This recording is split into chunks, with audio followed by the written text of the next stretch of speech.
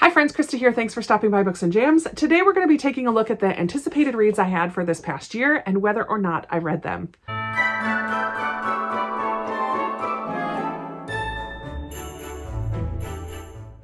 For the last 2 years, I've been making quarterly videos where I share my anticipated reads for the next few months. And today we're going to take a look at that list for 2022 and see how I did with the ones that I was actually anticipating. Did I read them? Did I not read them? So on and so forth. But before I get into that, I want to say I'm very excited because today's video is sponsored by Book of the Month again. I'm so thrilled. I love Book of the Month, and I was particularly excited about December's choices because 2 of the choices for December were on my anticipated reads list. So yay for that. But if you're not familiar, Book of the Month is a subscription service where you, for a very low price, can get a hardcover book of your choice. They have a team of readers who vet hundreds of books to pick out 5 to 7 of what they think are the best reads for the month. And you get to go through the list and pick which one you want. And if you're not really thrilled with the choices or nothing is really calling out to you, you have the option of skipping the month and not being charged for that month, which I think is a fabulous feature. In December, I picked 2 books that, again, were on my anticipated reads list. So I'm very excited about these. The first is The Light Pirate by Lily Brooks Dalton. And this is a book that's kind of set in a little bit of a futuristic Florida where a big storm is coming, and because of climate change, Florida is basically disappearing. So we follow this family, and one of the daughters gets separated from the family and has to kind of survive in this changing environment. Oh my word, it sounds so good. Possibly has a little bit of magical realism in there as well. I think she might have some special abilities. So I'm really excited about The Light Pirate. And then also I chose The Circus Train by Amita Parikh, and I'm really excited about this one too. Orphans during World War II and a circus. This definitely called to me as a Krista read, so I'm very excited for The Circus Train as well. If you are interested in checking out Book of the Month, you could get your first month for just $9.99 if you use the code WONDER. All of the information will be down in the description box below. I have been a subscriber for a few years now. I can't recommend it enough as a way to get to know some new authors, some debut authors, as well as some beloved favorites as well, and some of my anticipated reads this month. So again, all the information will be in the description below. I hope you check it out. Thank you so much to Book of the Month for sponsoring this video. It makes my day. So now what we're going to do is I'm going to go quarterly through 2022 and let you know which books I was looking forward to, which ones were anticipated reads for me, and whether or not I read them or didn't read them or own them now, or kind of what the status is. I'm really pleased with how I did this year. I think I did even better this year than last year. So that's a lot of fun for me. So for January through March, I had 9 books that I was looking forward to. So the 9 books that stood out to me for the first 3 months of the year were Serendipity, 10 Romantic Tropes. This is a collection of short stories by Marissa Meyer. I did have this one on NetGalley and I started it. I read 2 or 3 of the stories and I really just was not into it. They were YA, very very young, and I couldn't get into the writing of the few that I read. I know there were multiple authors, and it's possible that there might have been one towards the end of the book that might have worked better for me, but I just decided to DNF that one. We're counting it as done, I guess. I don't know. The second book was The Last House on the Street by Diane Chamberlain. I'm really excited to read this one. Still, I love Diane Chamberlain, but I have not yet read it. On a Night Like This by Lindsay Kelk, I did read in the summertime, earlier this summer. It was cute. It was fun. It was kind of a almost Cinderella type book, but there's a ball, there's dancing. It was a cute, fun read. Number 4 is I Must Betray You by Ruta Sepetys. This was a 5-star prediction earlier this year, and I absolutely loved it. It did get 5 stars for me. Then we have a mystery, Finlay Donovan Knocks 'Em Dead. This is a sequel to Finlay Donovan is Killing It. And I didn't like the sequel as much as I liked the first one. It was good. I enjoyed it. Oh, it's by Elle Cosimano. Forgot to say that. But I did read it. So there's that. Then we have The Brightside Running Club by Josie Lloyd, and I did not read this one. I did check it out from the library a couple different times. It just never made it into my current reads. I'm still very interested in that one, but I just haven't read it yet. Meet Me in the Margins is another one that I was looking forward to at the beginning of the year, and this is by Melissa Ferguson. It's a Christian fiction, and I did read it. It was a fun read. The Book of Cold Cases was another winter anticipated reads. This is by Simone St. James, and I just recently read this in the end of October, beginning of November, and loved it. Oh my goodness. Definitely gave it 5 stars. It's not, or no, I think I only gave it 4 stars. I don't remember. It's not my favorite Simone St. James of the 3 that I've read. Yeah, but this one was very creepy at the beginning, and then it didn't stay that creepy all the way through, which is good. But I did really enjoy it, and I read it. So yay for me. The last one for winter was The Diamond Eye by Kate Quinn. This is a historical fiction about a librarian who becomes a sniper, I believe, during World War II. I 100% want to read this. I don't own it. I still would like to read it. It's still very much an anticipated read for me. So out of those winter 9 books, I have read 5 of them. I want to still read 3, own 1 of those 3, and DNF'd 1. I think that's pretty good ratio. I'm very pleased with that. So let's move on. For the spring set of months there, the second quarter of the year, I have 13 books that I anticipated during this time, which is a little bit more. I was aiming for 10 this year, but 13, it is what it is. Let's go through and see how I did. So first we have A Duet for Home by Karina Yan Glaser. This is a middle grade about kids who are homeless and live in this family homeless shelter, and the music is involved. I really, really loved it. It was very good. Then I had Sense and Second Degree Murder by Tirzah Price. This is the sequel or the third one in this mystery retelling companion series by Tirzah Price. The first one was Pride and Premeditation, and I really enjoyed that one. This one was okay. I didn't love it, but it was a fun read. The third one for the spring is The Souls of Lost Lake by Jamie Jo Wright. Oh my goodness. I loved this book. I did read it, obviously. It takes place at a camp, and there's kind of this old camp legend. I loved this book. Jamie Jo Wright has become a favorite over the last couple of years. I really like her books. Another middle grade that was a spring anticipated reads is The Last Mapmaker by Christina Soontorvant. I have loved books by her. A Wish in the Dark is a book that I loved last year, as well as All 13, a nonfiction by her. The Last Mapmaker I enjoyed, but I definitely didn't love it as much as the other 2. It's about a young girl who's an apprentice to a mapmaker, gets to go on this expedition to explore new lands, and adventure ensues, mystery. It was good, but not my favorite. Maybe I don't love books that take place on boats. I don't know. But I did read it, so that's good. The Mayfair Bookshop is the next one for the spring. It's a historical fiction by Eliza Knight, and in it we explore the Mitford sisters. It takes place in the late 1930s, and then there's also a more present-day timeline about a bookshop in London. I do still want to read that. I own it, but I haven't gotten to it yet. Another one I haven't yet gotten to, but I really want to read, is The Unknown Beloved by Amy Harmon. I've just heard so much praise about this one. I have read 4 or 5 Amy Harmon books and really loved all of them. Some of them were favorites of the year last year. She is another author that has quickly become a favorite of mine, and I can't wait to read The Unknown Beloved. I did read The Mad Girls of New York by Maya Rodell. This is a historical fiction about Nellie Bly, who was a young journalist in New York in the 1920s, I want to say. As a female journalist, she has to really fight and make a way for herself. And she does that by going undercover at Blackwell's Island, which is an insane asylum, mostly for women, I believe. And she goes undercover for 10 days in this insane asylum and then writes an expose about the horrors of Blackwell's Island. It was really good. I loved this book a lot. I think it was YA. It kind of read like YA, but it was fabulous. Really enjoyed that one. Another one that I just read recently was The Bookwoman's Daughter by Kim Michelle Richardson. This is the sequel to Bookwoman of Troublesome Creek. I also really enjoyed this sequel.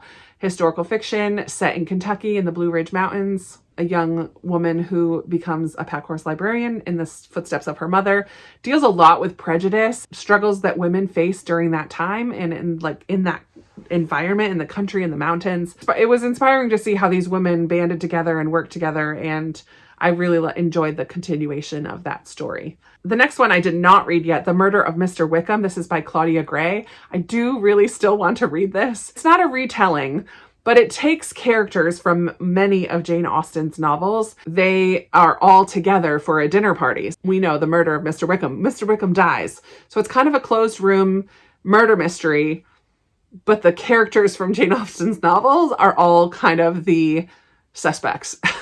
Sounds so much fun to me, but I haven't read it yet. One that I did read, though, is Games in a Ballroom by Gentry Flint. This one is a fun Regency era romance where a young woman is not really thrilled about the expectations her dad has for her life. So she and her group of friends begin to play games at the balls. I just thought it was a fun and sweet story.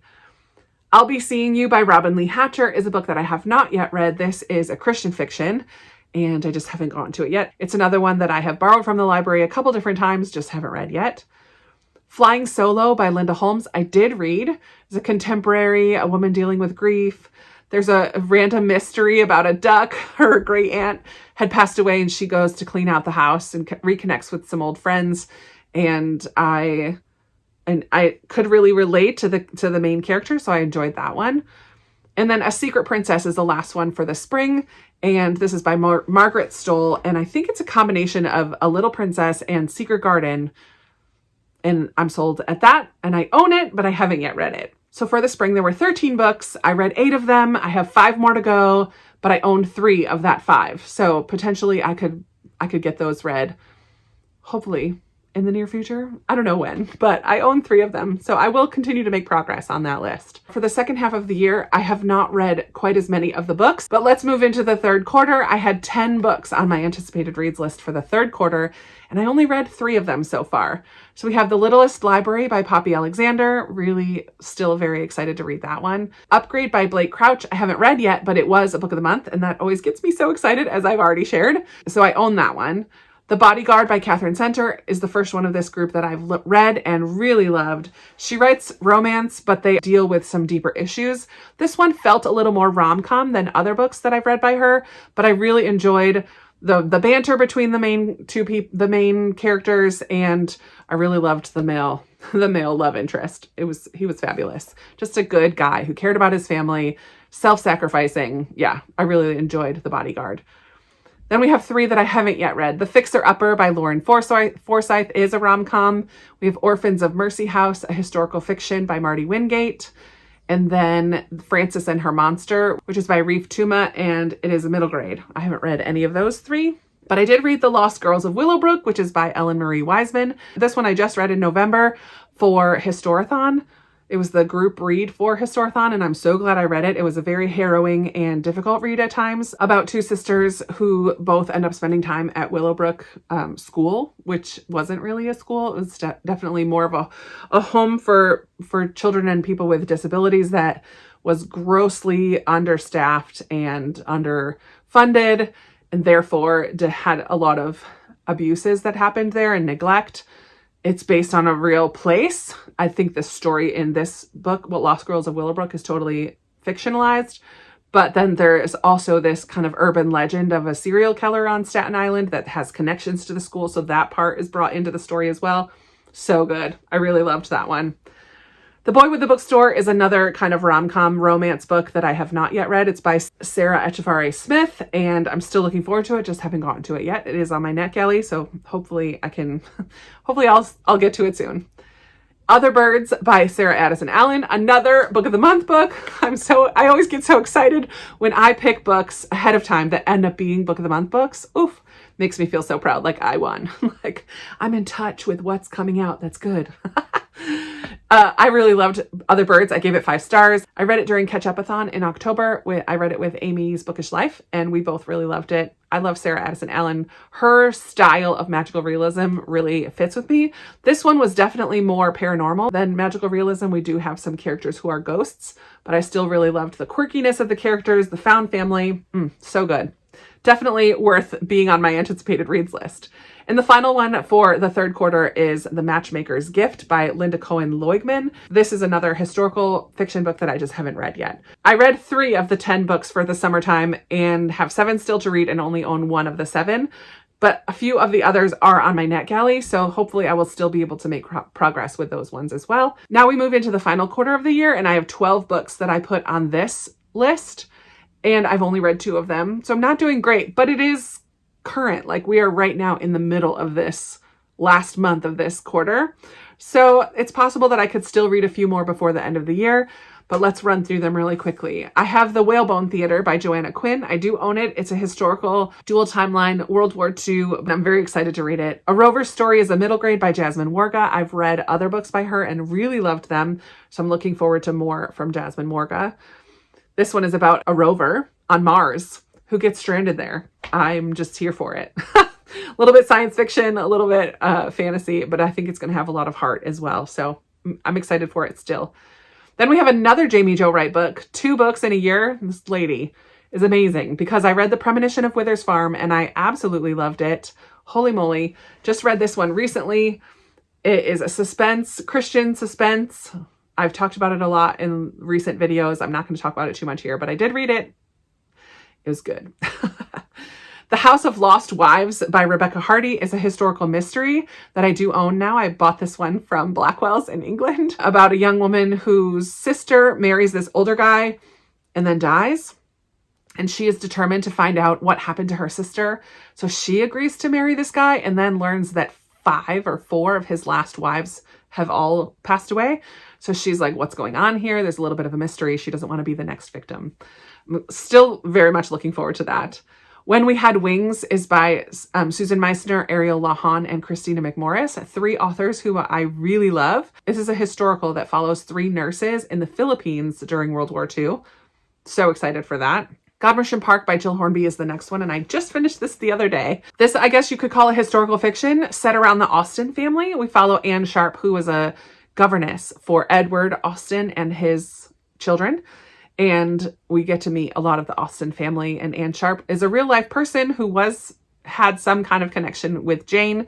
There are letters and things to prove that they did have a friendship. So this is the fictionalized story of that friendship. I really enjoyed it. It was kind of quiet, but I really liked it. We Are the Light by Matthew Quick was another Book of the Month book that I chose as an anticipated read. Woohoo! This is a contemporary. I own it on my shelves, but I haven't yet read it. It was a November choice for Book of the Month. Gleanings by Neil Schusterman is a collection of short stories set in the Scythe universe. The Scythe trilogy is a YA series that I really enjoyed. And Gleanings is a collection of short stories set in that world, which is like futuristic, real world, kind of utopia.